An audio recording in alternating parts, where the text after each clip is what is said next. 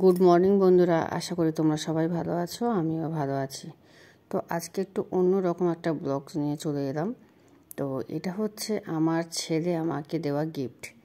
তো যাই হোক, এটা দেখে সবাই বুঝতে পারছো এটা একটা রাইস কুকার। কম বেশি সবার বাড়িতেই আছে।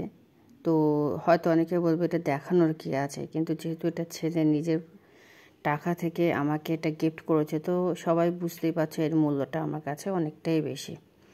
আর সব থেকে যে জিনিসটা আমার ভালো লেগেছে, এই যে রাইস কুকার, এর উপরে যে স্টিমারটা, এই ভাতটা হবে এর মধ্যে, আর এই যেগুলো দেখছো এর মধ্যে আলু, ডিম, সবজি যা দাও না কেন সেদ্ধ হয়ে যাবে। তো আমি নিজে ডিম আলু জল ছাড়াই ডিম আলু উপরে দিয়েছি, দিয়ে রাইস করেছি। খুব সুন্দর সেদ্ধ হয়েছে, মানে আমি ভাবতেই পারিনি যে ডিমটা এত ভালো সেদ্ধ হতে পারে। তো আমার ভীষণ পছন্দ হয়েছে জিনিসটা, খুব কাজের জিনিস।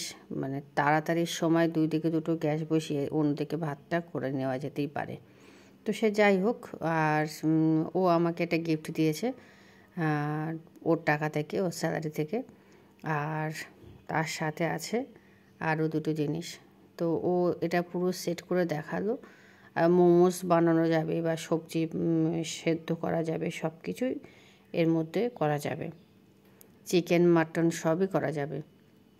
আচ্ছা, এবার দেখো আমাকে আর দুটো কুর্তি দিয়েছে। এটা হচ্ছে কুর্তি দুটো। তো আমার ভীষণ পছন্দ হয়েছে কালার বা আমি যদিও না নিজেই পছন্দ করে নিয়েছি। আর বাকিগুলো আমার কেনা ছিল পয়লা বৈশাখে, তোমাদের সঙ্গে শেয়ার করা হয়নি, তাই আমি শেয়ার করলাম। রেড প্রিন্টের যেটা দেখছো, আর ওইদিকে আরেকটা মেরুন কালারের প্রিন্ট আছে, এগুলো আমরা